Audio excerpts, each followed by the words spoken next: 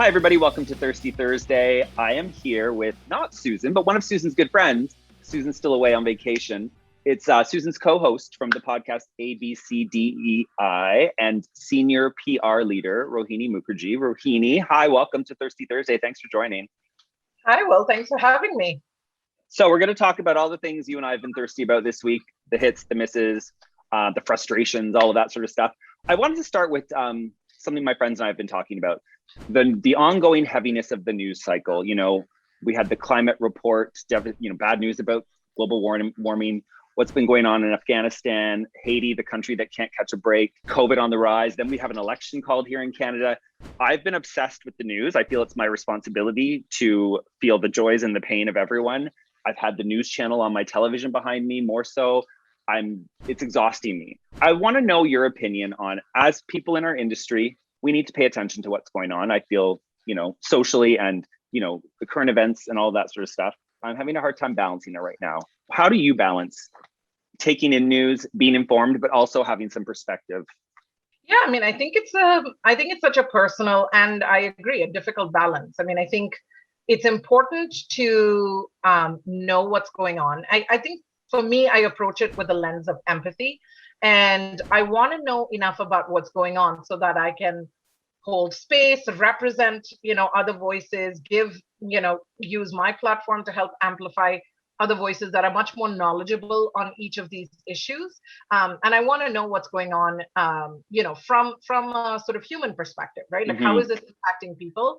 But at the same time, as we learned from, the early days of the COVID pandemic, it's very easy to rabbit hole. So I really try to be more deliberate about getting multiple and specifically different perspectives on any of the news issues. So whether it's what's happening in Afghanistan, whether it is what's happening in Haiti, enough information so that you're actually armed with some level of action. And that action might be a deep dive. That action might be amplifying, ways to donate or ways to support a cause.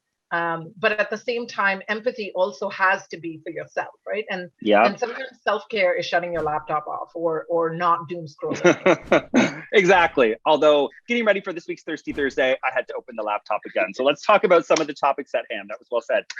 Disney, we talked about Disney and Scarlett and their legal battle and Disney's foot in mouth problem. Well, it seems to have happened again. The Disney CEO at a Q3 earnings call allegedly said that the release of Shang-Chi, which is, it stars a Canadian actor, an Asian Canadian actor, is a big experiment. So the actor took it to mean like, hey, this is not an interesting experiment. We're the underdog. We're an Asian cast. We're a Marvel movie. This is a big deal. We're not an experiment. The CEO probably meant it maybe more along the lines of, this is going to be our first just theatrical release in a long time. However, it does go to show the importance of being intentional with our language, right, Rohini? Yeah, I think, if there's one thing that we as communicators always hold true, it's that words matter, right? Actions absolutely matter, but words do matter too. And yes, perhaps the intention was not to call the casting an experiment, but more the release logistics. But it's too loaded a word in a sensitive and unprecedented territory. And so obviously emotions run high. This is a year where nothing is like it has been before. And it's the second year that we're going through that. So I think just paying higher, being more sensitive to the words that we use, so that there isn't a chance of misinterpretation and genuine hurt, and genuine hurt. So I think that's key. And just to show that this is not an anti-Disney space here, we do want to commend them because there's actually some cool stuff they're doing. They're doing some cool original movies. One is called Spin, about an Indian American family, and the 15-year-old girl is torn between family and wanting to be a DJ. So again, it's representing kind of a different American, quote unquote, American experience. And you actually were reading about another movie that's based in Toronto that sounded cool. Yeah, so it's a Disney Pixar collaboration, a movie called Turning Red, which I understand is the first time being directed by a woman of color, and is actually a bit of a tribute to Toronto, and not Toronto dressed up as New York, but actually Toronto being represented as Toronto. So I read that viewers can expect Easter eggs like the CN Tower and streetcar tracks. But I think more importantly, it's great that there's character representation. There's Asian characters, and there's actually a Sikh man represented in it as well. So I think, really taking concrete steps forward with representation. Very cool, very cool. So there you go, Disney. We like you still. Last week I spoke about fast fashion and its devastating impact on the environment. Lululemon, the brand that's been on the rise because all we can wear are yoga pants and workout wear these days. Lulu's announced an investment in a plant-based nylon company, right? And they did pronounce a big move, some kind of impact report that they really wanted to meet certain standards environmentally and sustainable speaking. So Lulu did something around that, which I thought was cool. I wanted to shout that out. And then speaking of fashion, I know there wasn't a story that you were sharing with me, and I want you to tell everyone about that. Yeah, so the latest in H&M's collaborations with high-end fashion designers was one with an Indian designer who actually shares my last name, Sabyasachi Mukherji, and he is known for his collaboration with Indian artisans and doing really intricate and traditional embroidery and motifs, and specifically for his bridal wear line. But recently he did a collaboration with H&M, which, sold out globally in minutes. And I think there's been a bit of a mixed response, because on one hand, I think he helped bring mass global appreciation and awareness of very traditional Indian designs and motifs, and created that demand globally.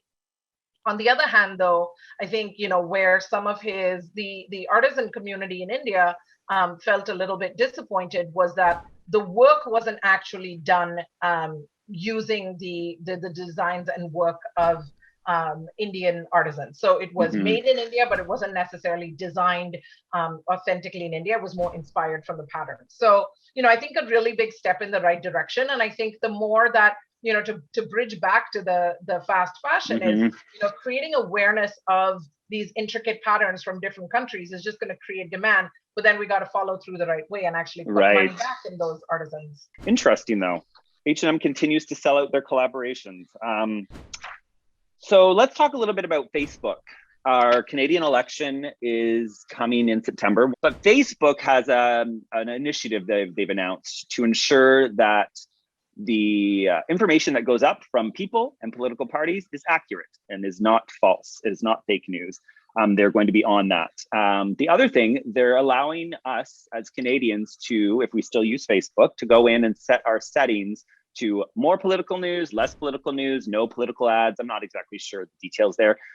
Critics are saying, yes, okay, maybe this is an interesting thing to do, but as with all Facebook, it's very like their algorithm is secret. There's no transparency about how that will work, deciding on when you say, I only want a little political news, how will the algorithm decide what news you're getting? And of course, people are saying this is just an attempt to show the governments that they are stepping up. They don't want governments to start regulating them more than they are. What do you think about this?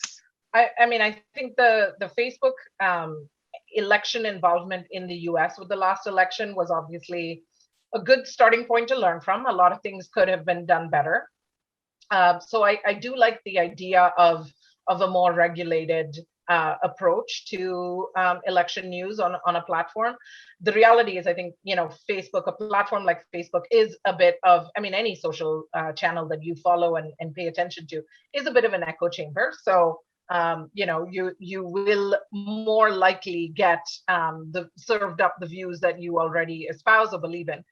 What I actually think is more interesting with the preferences, and I'd like to see how this plays out, is the mental health aspect of it. So the fact that I can control what I view and follow. And I know, Will, we were chatting about this before. We're not going to go on Facebook and be converted, right? That's not what we're on the platform for. So I think being able to tune out or turn down the mentions is a good option to have.